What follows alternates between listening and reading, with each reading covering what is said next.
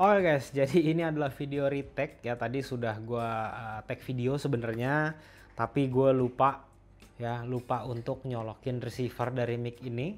Jadi suaranya nggak ada dan gue males ngedit buat masukin voice over. Jadi ya sudah, gue retake lagi ya. Di sini gue mau membahas mengenai sebenarnya sih ini permasalahannya udah lama teman-teman ya. Ini mengenai ada satu orang barista gitu ya, yang dia ini sebenarnya gue kenal. Terus dia ini dipecat dari coffee shop tempat dia kerja hanya karena dia ini dalam tanda kutip ya membela customer yang sudah duduk di satu tempat, di satu meja gitu ya, tetapi ternyata meja itu tiba-tiba mau dipakai sama ownernya buat ketemu, ngobrol, meeting sama koleganya gitu ya. Nah, tapi di sini gue karena tidak menyeduh, gue akan jelaskan aja apa-apa aja yang gue pakai alat seduhnya ya. Yang pertama di sini gue pakai kopinya, kopi dari temen gue, dibagi ini kopi infuse ya. Terus yang berikutnya di sini gue pakai grinder Timor Chestnut X-Lite, gue pakai 15 gram, gue pakai grind size nomor 9,5. Terus nanti rasionya yang gue pakai di sini 1:15, jadi airnya 225. Suhu airnya di sini gue pakai memang agak rendah, katanya memang disarankan buat pakainya agak rendah gitu ya. Di sini gue pakai suhu 85 derajat, airnya 70% Amidis, 30%-nya Nestle. Terus gue pakai drippernya Elf Dripper seperti ini ya.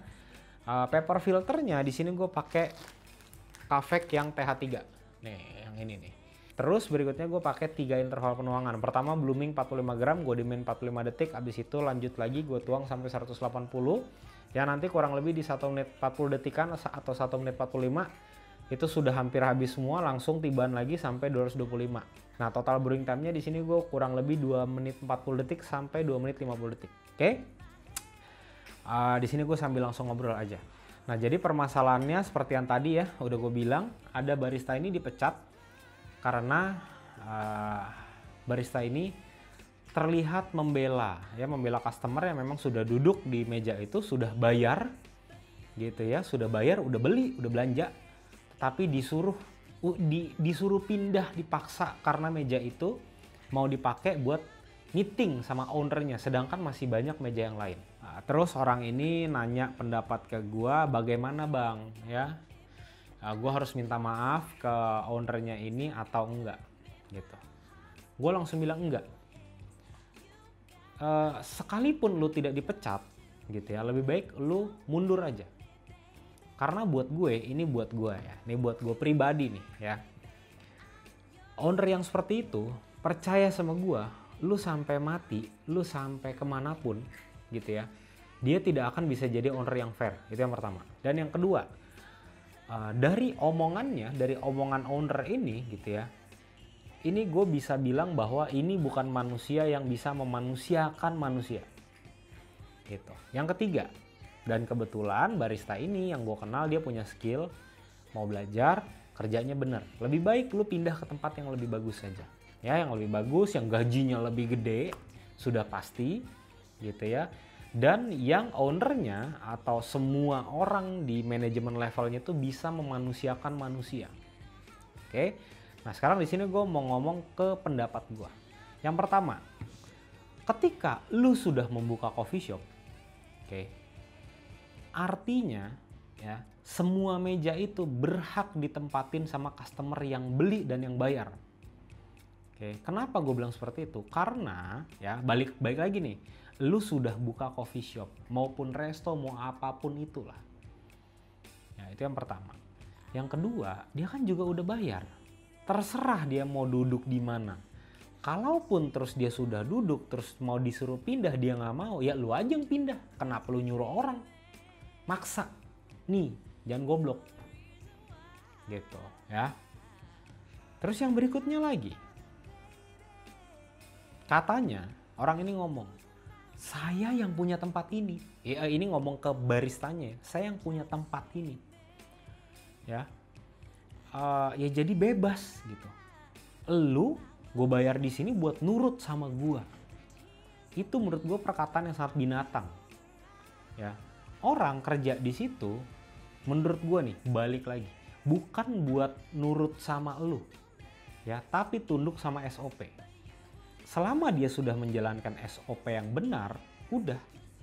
Jangan lu seakan-akan bosi terus ngomong, wah pokoknya semua harus nurut sama gue gini-gini. Ya buat gue lu itu binatang. Dan yang gue bilang, dan yang ini satu hal yang gue bilang pada saat kejadian, gue tanya, ini kejadian sudah berapa kali? Ini udah yang kedua bang. Kayak ini gue tanya ke baristanya ya. Gue cuma bilang ke barista gini, nggak apa-apa, lu nggak usah sakit hati, tapi lu mau sakit hati pun ya terserah lo ya, karena balik lagi ya hati orang siapa yang tahu, oke?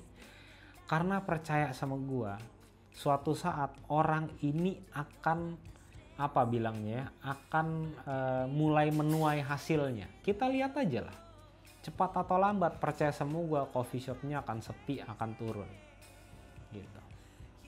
Dan yang gua tahu, yang gua dengar dan yang gua lihat, coffee shopnya memang saat ini sudah mulai sepi. Gitu ya, ini bukan nyumpahin loh, tapi lebih ke arah apa ya, gue sangat benci, gue sangat gergetan, gue sangat muak sama orang-orang yang seperti ini gitu ya. Maksud gue gini lah, lu kalau memang tidak mau apa ya, tidak mau atau lu pengennya tempat kapanpun lu mau tempatin di situ itu harus ada, ya lu bikin ruangan sendiri goblok gitu. Lu jangan jadi orang tolol gitu loh. Jadi buat lu yang merasa memecat barista karena dia itu tidak mau nyuruh customer pindah dari meja yang mau lu pilih, percaya sama gua, lu akan tutup. Nggak lama lah gitu. Lu naburnya seperti itu, ya menurut gua lu akan nuainya hal-hal yang sama gitu. Dan ini juga pelajaran buat teman-teman owner coffee shop ya, yang anaknya gaul ya kan, gaul mamen gitu kan, suka ada temen-temennya datang, suka ada siapa kolega gini, monyet, kalau memang lu punya uang gitu ya lu bikin ruangan sendiri aja khusus buat lu tulis namanya gede-gede gitu ya. Jangan lu seakan-akan sok-sokan, wah karena gue punya tempat ini jadi gue bisa seenaknya. Lu bisa ada tempat itu bisa masih bertahan juga itu karena duit customer gitu ya. Tempat lu itu bisa running karena duit dari customer juga. Barista lu dibayar sama siapa? Sama customer, bukan sama lu gitu. Lu cuma perpanjangan tangan, lu cuma manage terus lu bayar, udah gitu. Ngegaji barista jangan kecil-kecil banget gitu gue kasih tau nih buat teman-teman barista nih ya. Lu di Jakarta, lu punya pengalaman 2 tahun ya, terus lu mau digaji di bawah 3, jangan mau, lu dibegoin. Jangan mau, lu cukup apa? 3 juta, gila bos, di bawah 3 juta full time kerja di Jakarta. Hah? Lu kerja paksa lu, sorry banget, lu jadi budak. Nah jangan mau, masih banyak coffee shop di luar sana yang bisa ngegaji lu di atas 3. Tapi dengan catatan lu kerjanya juga yang bener. Jangan, wah gue pengalaman 2 tahun tapi blow on, tapi kerjanya nggak mau. Jangan, pakai otak gitu. Ketika lu memang sudah digaji atau let's say UMR atau mendekati UMR Jakarta, kerja yang bener.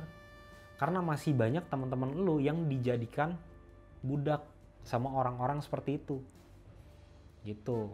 Banyak banget gitu ya yang digaji underpay banget, itu banyak ya. Jadi ini juga pesan buat teman-teman barista, ketika memang lu merasa lu punya kualitas, lu kerjanya bagus, lu kerjanya bener ya, terus lu seperti tidak dimanusiakan, gak usah lu ngoceh-ngoceh di sosmed, gak usah lu posting-posting, oh bos gue gini, gak usah, keluar aja langsung, lu cari kerja aja. Jangan mau dibegoin lah. Karena lu yang jadi barista, lu tahu satu hari itu berapa yang keluar, berapa cups yang keluar ya, berapa makanan yang keluar, lu hitung aja gitu. Kalau memang tidak fair seperti itu, gue sangat setuju kalau bilang ya udah boykot aja gitu. Nah sorry tuh saya di sini mungkin buat teman-teman yang apa ya, yang melihat itu sepertinya gua seperti yang membela owner coffee shop terus dari konten-konten gue. Enggak teman-teman, enggak gitu. Di sini gue bisa ngomong, gue tahu banyak owner coffee shop yang memang bajingan gitu, ngebayarnya underpay, udah gitu baristanya tuh bener-bener diperes banyak gitu. Gue tahu persis yang mana-mana aja yang kayak gitu tuh banyak gitu. At least deh seenggak-enggaknya nih, ketika lu memang udah underpay sama ke barista lo atau ke staff lo, sikap lu jangan ngeselin,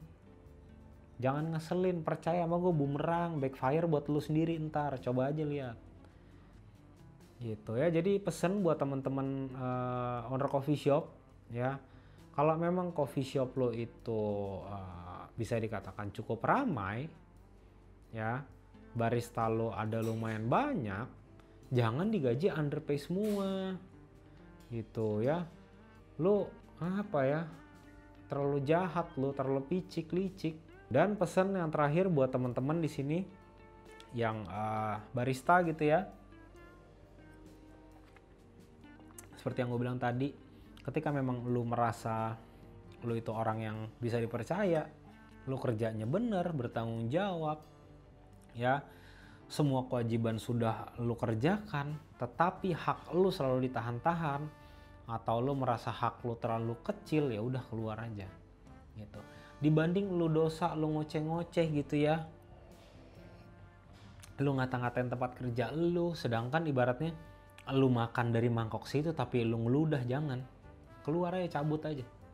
Buktikan bahwa memang lu punya kualitas gitu. Dan belajar untuk berkembang lah. Lu kalau hal seperti itu terus lu ngomong iya nggak kaya-kaya bang, itu gue setuju lah. Ya masa iya sih full time masih ada yang udah pengalaman 2 tahun, 3 tahun, gajinya di bawah UMR, lu gila aja. Jangan mau. Ya pengalaman lu 3 tahun, lu tinggal di Jakarta, minimal lu harusnya udah bisa mintanya UMR. Harusnya. Kalau lu punya kualitas, lu punya otak, lu kerja yang bener. Kalau enggak, jangan lu minta tadi. Gitu, at least jangan di bawah 3 juta deh. Sumpah di bawah 3 juta tuh lu gak cukup apa-apa, beneran deh.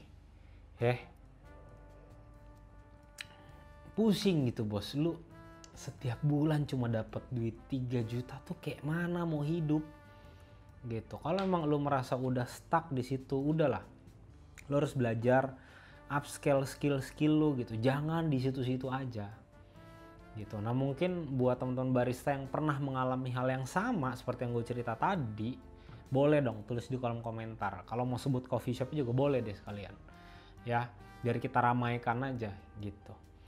Karena jujur gue sangat benci dengan orang yang tidak bisa memanusiakan manusia sih. Gue bener-bener kesel banget ngeliat nih. Gitu ya. Nah mungkin di sini teman-teman kalau mau sharing pengalamannya atau pernah denger hal yang serupa, ya coba tulis di kolom komentar deh. Ya biar kita bisa saling ngobrol, terus mungkin jalan keluarnya seperti apa atau penyelesaiannya seperti apa gitu ya. Biar kita sama-sama belajar juga. Nah nanti buat teman-teman kalau misalnya mau beli alat-alat seduh yang gue pakai di video ini, grinder, paper filter, server, timbangan, dripper, kettle, semuanya akan gue taruh link di deskripsi, atau teman-teman langsung cek fitur YouTube Shopping ada di sebelah sini. Oke teman-teman, sampai ketemu di video selanjutnya. Thank you.